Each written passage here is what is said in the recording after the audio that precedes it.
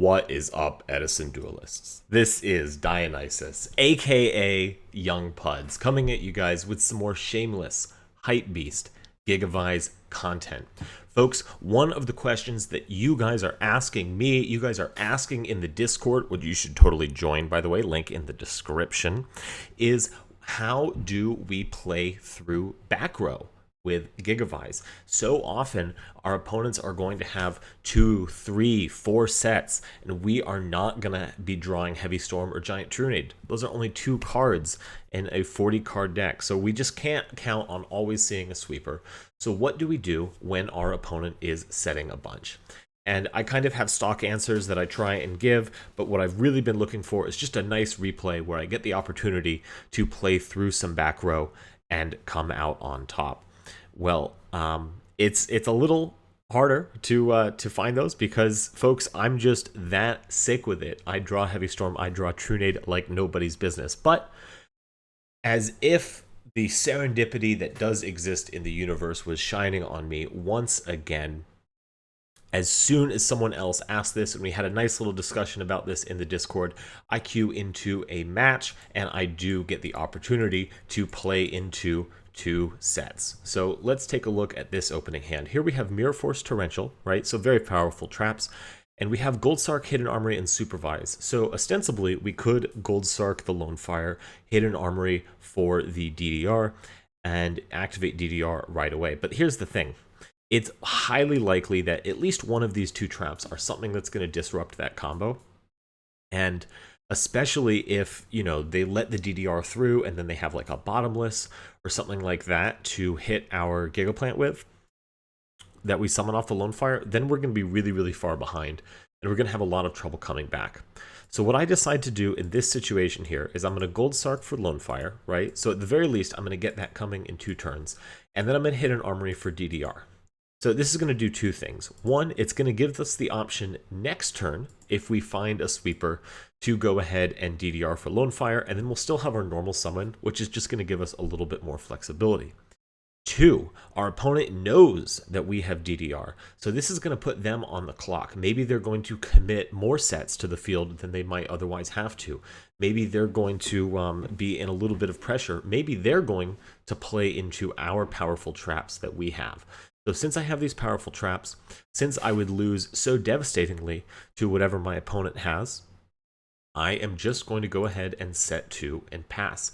Also, if they're playing passive like this, you don't have to feel rushed. You know, there's definitely some decks, some situations, you know, Vayu when they're opening fast, Machina, those type of decks, where you are on the clock and you need to strike when the iron is hot and you need to win and close out the game quickly. But against more passive decks, you really get a little bit of time. So, you know, take advantage of that time. They're not going to OTK you, especially not through Mirror Force Torrential. And, you know, and if they want to drop Heavy Storm, let them. You know, I would gladly trade Mirror Force and Torrential to get rid of all of my opponent's back row as well.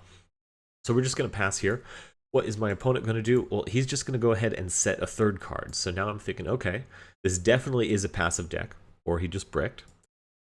But we definitely have a little bit more time. And then we pick up a Mark of the Rose for turn. So since Mark of the Rose and DDR kind of represents further extension after we've used Lone Fire's effect, if we save those 2 together, I'm thinking, all right, you know, my opponent didn't develop the field at all last turn. He's probably not going to be able to, you know, win the game next turn. So why don't we just wait until we get Lone Fire to our hand, and then we'll try and combo. If we're allowed to combo, great. If we get interrupted, we have plenty of comeback potential with Mark, DDR, Gigaplant still in hand. So we do just go ahead and pass.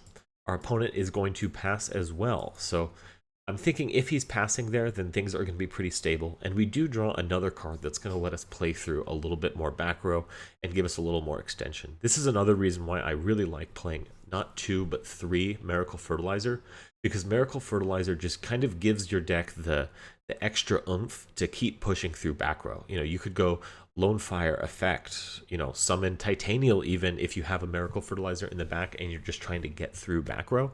They waste a bottomless and Titanial. Okay, great. Next turn, Fertilizer, Lone Fire, Gigaplant, you know, you're just keeping that constant pressure up. So we are going to get the Lone Fire to our hand. That's fantastic. And now here we are just going to go ahead and start playing into it. At some point, you're going to have to play through the back row. I'm not expecting this to go through. If it does, that's great. But if it doesn't, I have a plan ready to go on the next turn, the turn after that. So kind of just thinking ahead, thinking about the worst case scenarios. What are we going to do if we get interrupted? If we bring out Gigaplant and it gets bottomless, that's fine. We have DDR. If we lose to a Book of Moon, that would hurt a little bit more. But we definitely still can keep coming back and keep playing on subsequent turns. If it's torrential, that's good news for us too, because now your torrential's dealt with. We don't have to worry about it again. So we're just going to go ahead and use the Lone Fire once for Gigaplant here. Again, I'm all right if it gets DDR'd. If it gets torrential, I'm fine to see that too. I just do the one Lone Fire because we still do have 3 SSNs left in the deck. And even though I have the other Gigaplant in hand, just Lone Fire for Titanial is going to be really good against these kind of back row decks. Titanial is such a high impact, hard to remove card. So the Gigaplant gets to go through, we equip it with Supervise, and that gets to go through too. And so then we are going to just go for Lone Fire Blossom. And then your best friend against these kind of back row decks is going to be Stardust Dragon. We already have plenty of equips in our hand anyways, plenty of, of gas in the tank. So having a Stardust is just going to insulate our plays against all of the most devastating back row cards. So we'll bring out Stardust, and then here we're going to proceed to Battle Phase, and we'll swing in with Gigaplant here. If he has Mirror Force, we negate with Stardust, no big deal. If he has Deprison for the Gigaplant, that's fine. We have DDR. A DDR and a banished Gigaplant, name a more iconic duo. Am I right, folks? And then we're going to choose to not attack with Stardust, because if he does have Deprison, I don't want to get my Stardust banished. So he's going to draw again for turn. Here he's going to MST our set. It is going to be a Mirror Force, and I do deem that to be a pretty valuable card. So we can assume that if he is hitting us with the MST, he probably, wants us to negate with Stardust, or he's expecting it. He has something else going. But I feel like with such powerful trap cards, in this case, I can afford to use the Stardust now and get it out of dodge, and then hopefully handle whatever he throws at me with the Torrential with the Mirror Force, and then Stardust will come back in end phase. So I do go ahead and negate with Stardust. His plan here looks like it's going to be Cyber Dragon into Vanity's Fiend.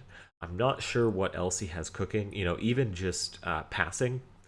And then we have to, try and answer a Vanity's Fiend with the Gigaplant already on field. We're not going to have a lot of ways to special summon. I decide it's going to be best to Torrential here.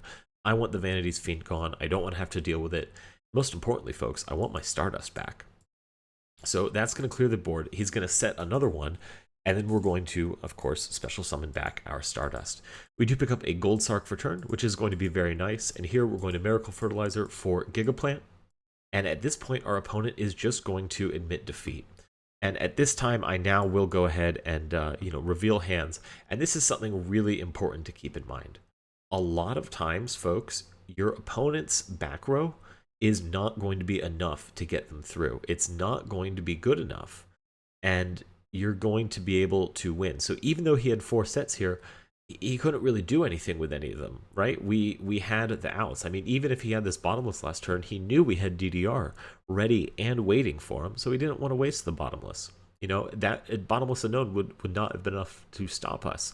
And then there's also a good chance that if your opponent is going wide with sets like these, first of all, at least one of them is probably going to be a battle trap like Dimensional Prison or Mirror Force, and these are cards that do not interrupt your combo, and you can play around very easily in the battle phase. You saw here, I play around Mirror Force by putting Stardust on the field, and I play around Deprison by not attacking with the Stardust, by only attacking with things that I'm okay getting banished. And then if you need to make a bigger push, you can eventually get Titanial on the field, and then feel safe attacking into both Deprison and Mirror Force. So then there's also probably going to be some cards like this, like Trap Stun, like Call of the Haunted, like Starlight Road maybe, or maybe even just some straight up bluffs. So it's no good if you see set 4 and you're just too afraid to commit to the board. That's what your opponent wants to do. You got to keep in mind, and no disrespect to Mr. Des874 here, but like if they're playing a stun deck, they are choosing to play a version of Yu-Gi-Oh! That has been proven over decades to be strictly inferior to high ceiling decks, and therefore they deserve at least a little bit of disrespect. I don't mean to be unsportsmanlike. I don't mean to be rude, but if you're putting the utmost respect on all 4 of these sets, like all 4 of these sets are main phase interruptions to your combo, then you're definitely going to be in trouble. However, if you're putting a little bit of disrespect on them, then you are going to be in a good position. Let's go ahead and take a look at the next game. We'll play this with both hands revealed. So, our opponent does, I joke with him. I say, oh, I don't even know what you're running. All I saw is a Vanity's Fiend. He does say that it's his own creation. So shout out to you for coming up with this very creative stun variant. We can see he's also got like Dark Arm Dragon. So the deck definitely has a little bit of teeth. I ended up citing in some anti-stun tools. I'm testing out Smashing Ground right now. I don't know how I feel about it. Deck lists are definitely coming soon. I'm kind of just cooking for the YCS. So I don't want to... just put out exactly what I'm running and then end up making switches or something. So I think next deck profile is going to come after the YCS. No matter my performance, I'll show you guys what I ended up playing. So he's going to go ahead and start things off with King Tiger Wengu and set 2. That's pretty threatening, but I do know he's on stun. So again, I'm not feeling the urgency. I'm going to wait. I'm going to hold my Smashing Ground, my Lightning Vortex, see if I can get the most possible value out of them. So now we draw Foolish Burial, and that seems good enough to me. So I'm going to Smashing Ground to trade with the King Tiger Wengu, and then I'm just going to go ahead and try playing into the back row here.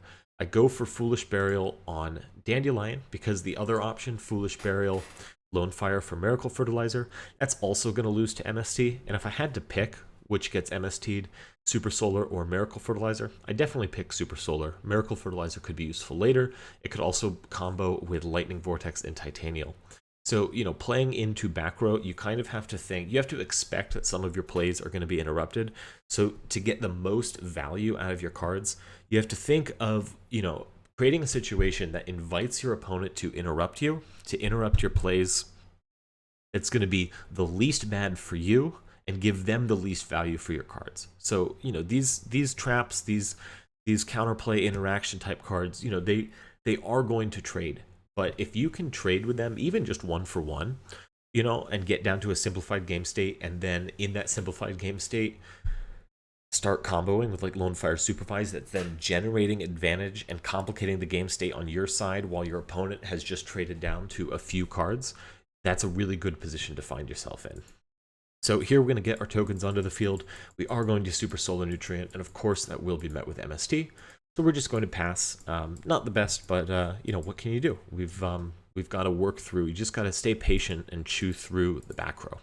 He's going to drop Sidra and Kaiku.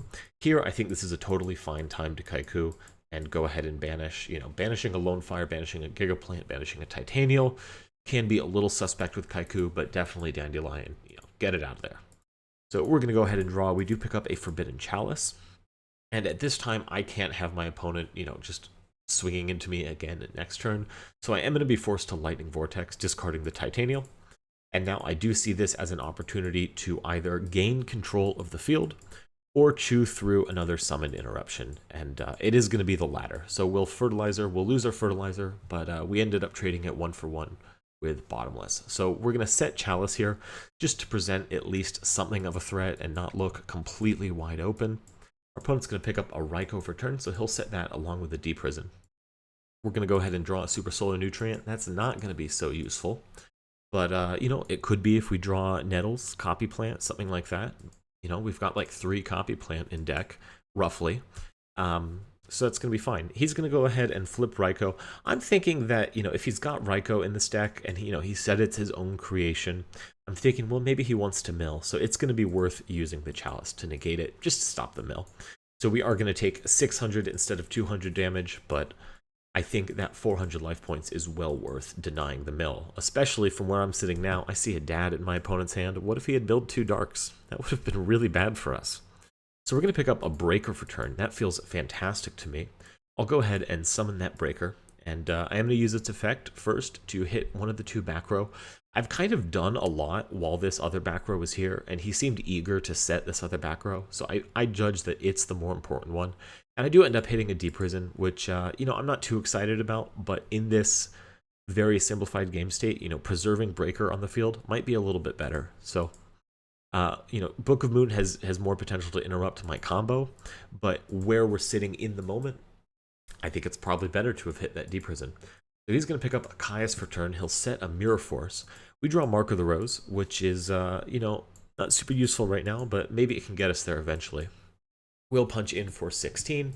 He's going to draw a Cyber Dragon, which he's going to summon and tribute off for Caius, burn us for 1,000, and then punch in for 2,400. So we're definitely in trouble here, but fortunately we do find our way to Lonefire Blossom. So knowing that your opponent has this set, which has been in play for pretty much the entire game, this set which has been in play for one turn where you're allowed to attack with Breaker but didn't do anything else, how would you proceed with this hand? What would you do? Maybe even consider that you have perfect information. What line would you take to play through exactly these cards? What lines consider other cards that could be threats? Additional Bottomless, Compulse, Torrential, those type of cards. Let me know in the comments what you would do in this situation, and I'll show you what I did now. So I go for the first Lonefire effect. I summon it. I bring out the second Lonefire. Here, however, I want to stop. I want to pause. I want to keep my options open. And now that I've turned the Mark of the Rose on, I want to Mark of the Rose right away. I'm hoping that if he has like a Dust Tornado or some other piece of interaction, maybe the Mark of the Rose has the potential to bait it out right away, because then I'm threatening, you know, Lonefire become a tuner, and use that to remove the Caius. So what does he end up doing? He is going to go ahead and chain his Book of Moon to the Caius. So now I'm thinking, okay, great. Now I can go ahead and Lonefire for a Gigaplant. Here's the thing. If he had another summon interruption, you know, so let's say it's Torrential, then he loses his monster, we lose our monster, his board's clear, he has to top deck another monster, he wins the game. Okay, sure. If he has a Bottomless, then we lose the game. If he has a Compulse, then we lose the game. But if he had Compulse or something, even summoning Dandelion would still be losing, you know? So I think at this point I'm just trying to just play to the win. I don't have any other choice but to just try and play through it. And that's another thing when you're playing through back row. Sometimes you don't have any other option but to just play through it and you know, try playing into it. Maybe it's going to be, like here, a Mirror Force that doesn't help him at all. So I'm going to go ahead and summon out the Gigaplant, and then I'm going to think for a little bit, and I will go ahead and go for Supervise, bringing back the Lonefire Blossom. And then here we're going to go for Copy Plant. I go for Copy Plant because I want to make a Power Tool Dragon to put it in defense.